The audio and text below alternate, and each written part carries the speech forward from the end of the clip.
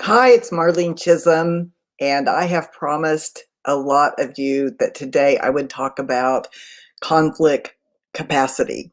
And as you know, I'm writing a book right now and had a little bit of trouble deciding on the title. We have titled it From Conflict to Courage, How to Stop Avoiding and Start Leading.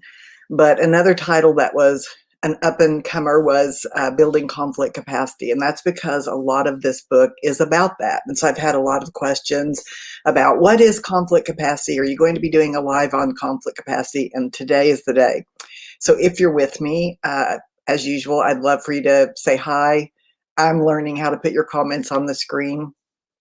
And if you're not live and you're watching later, if you have a question or a thought, I will be checking in later and commenting and acknowledging that you're here.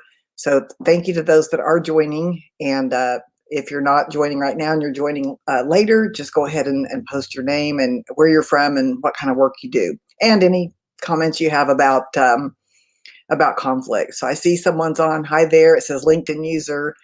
I'm not sure what changes that, but anyway, hi, Kathy. Hey, friend of mine. Thanks for being here.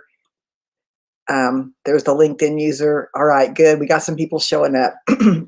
So I'm going to start with just sharing a little of my own experience. There was a time when I started noticing that I had a very low tolerance for certain types of people, either extremely aggressive of people that were very opinionated, or people that were really negative that constantly focused on what was wrong, what wasn't working, people that did not take responsibility for their inner landscape, so to speak. Now, I'm not saying I'm perfect or that I don't have some of these patterns. And sometimes I think we avoid looking at things that we need to look at ourselves. So that was just my experience, that I started noticing that I was kind of nervous around certain kinds of consulting clients. I step in, there's a lot of people showing up. So I want to acknowledge you. Hey, thanks for joining here from Brazil.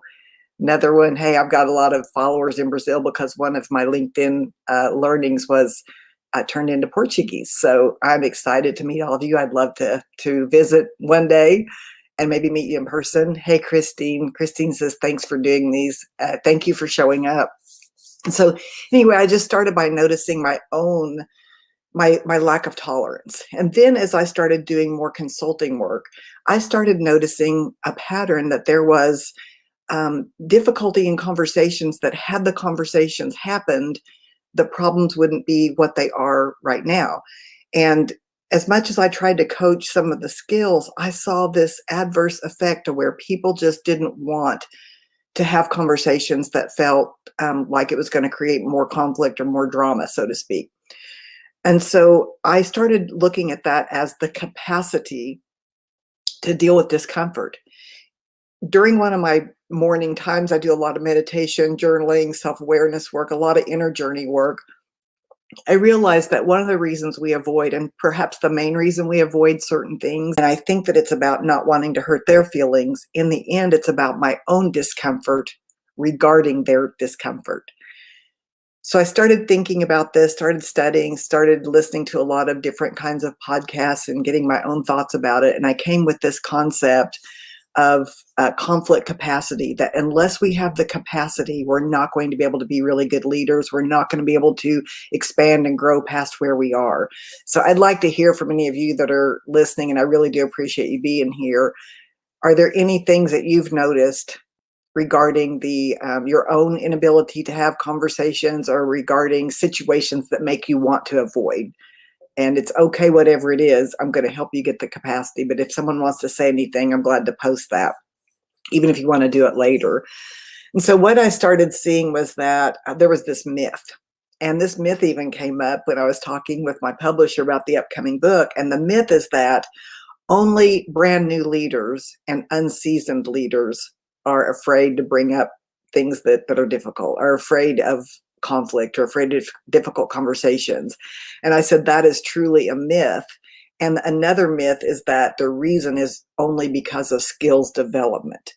And so what I found is that that's not true at all. All levels of leaders, at all levels, whether it's government, whether it's tech, whether it's entrepreneurial, whether it's big business, Fortune 500, mom and pop, small business entrepreneurs, everybody has basically different levels of the same challenge. So it's not just beginning leaders, although they may have more and they may have less confidence, but nonetheless, at all levels, leaders either avoid, aggress, or appease. That's what I saw. And then I also saw that from the belief that it's only a skills development issue, we're throwing all kinds of money at workshops and a skills development, which can help to some degree, but sometimes something's missing. And I would wonder why sometimes a company would invest in certain kinds of training and it wouldn't really stick like it needed to. So I'm going to share with you what conflict capacity is and how all three components influence each other. That's after I say, hey, Gerald, thanks for joining. Gerald says, I often make assumptions of what the other party will say or argue about, and I'm often surprised. So true. We get into our heads. That's that inner dialogue, that inner monologue narrative that happens. And we've made up a story about what's going to happen, and so we avoid, because the story we've made up is worse than what's really going to happen.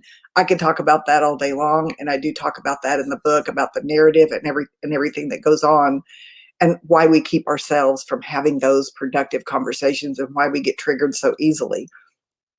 So I'm going to share with you the three components, and I've got a visual, and I was having trouble getting it up, so that may not happen, but if not, I'll try to post it in the thread of this later.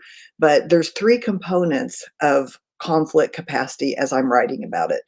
There's the inner game, the outer game, and culture. And they all influence each other to some degree, and sometimes one will override the others.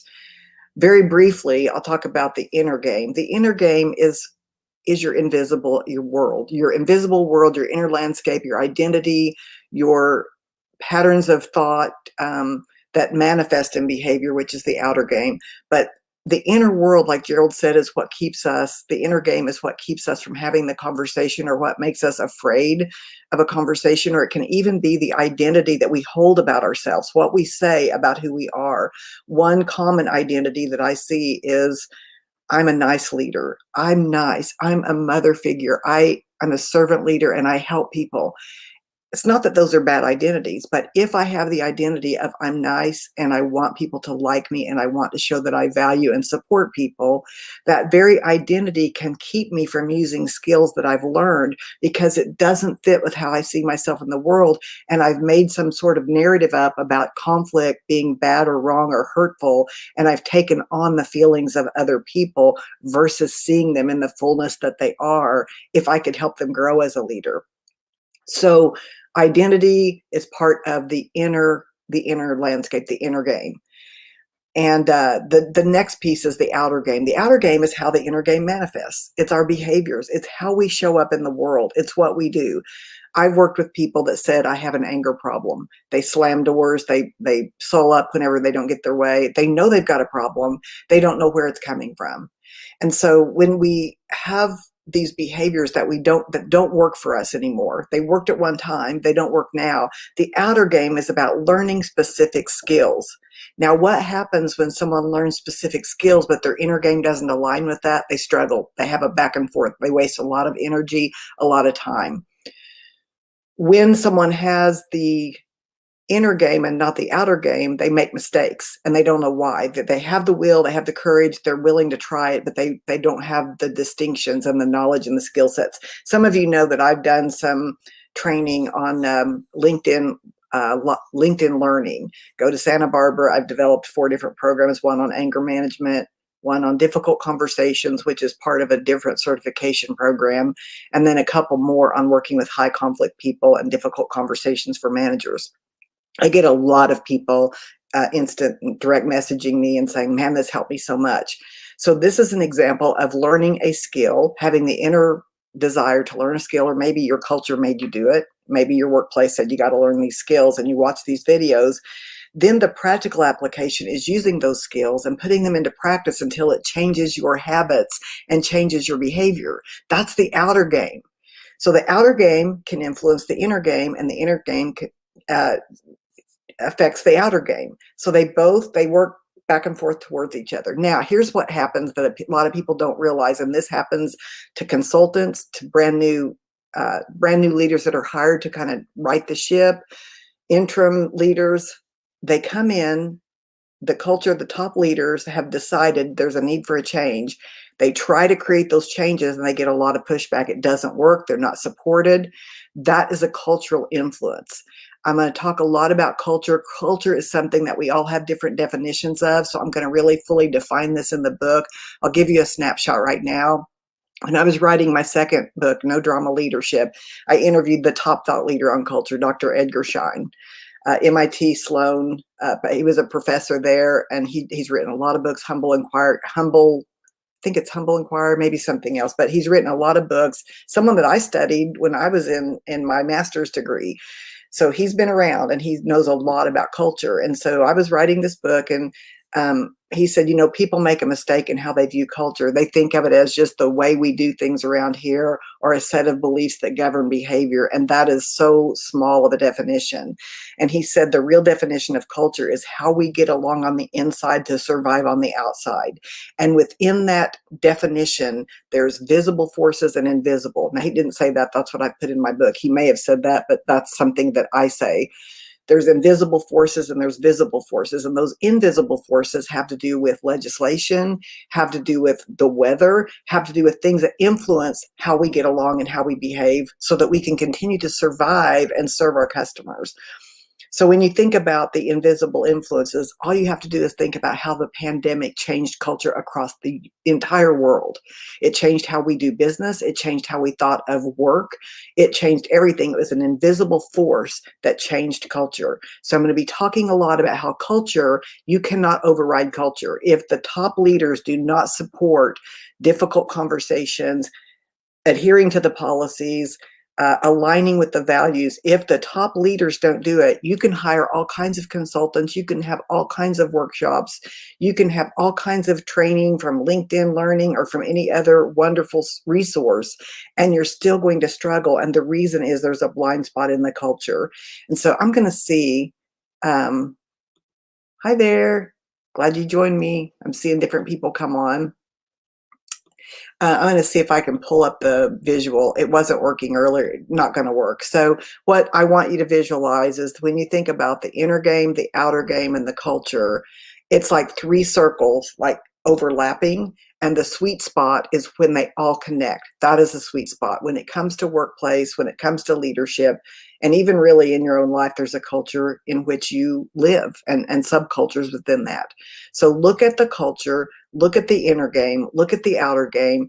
Learning skills in the outer game can change behavior, but I can tell you this, when you really do a lot of work on your inner game and your own identity and how you see things and what your beliefs are and what's keeping you from moving forward, the changes will be quick, they'll be swift, they'll be magnificent.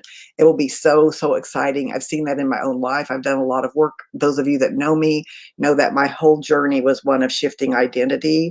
And what I can tell you is that you can identify as a leader, but if others don't see you as a leader, you're going to struggle.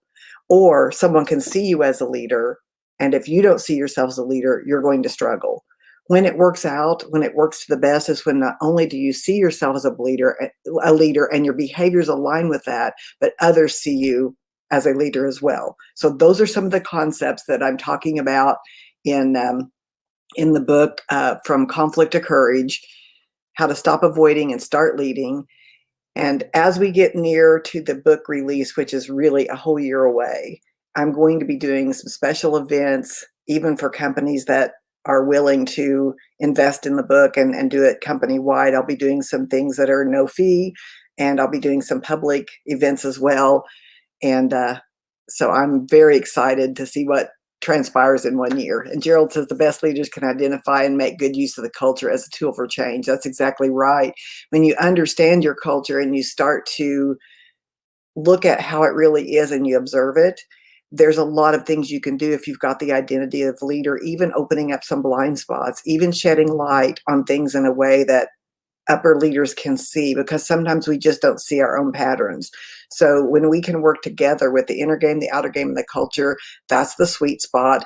That's when we start really becoming uh, conflict, when we have conflict capacity. We have the capacity to stay with a conversation, to stay with something that's difficult, to be in the unknown. And we also have the tools and the techniques and the mindset to actually make those needed changes and to help other people make the changes.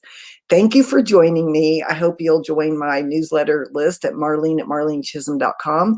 Connect with me, follow me on LinkedIn so that you can continue to get messages of when I'm going live. Thanks for joining me, and I will see you soon.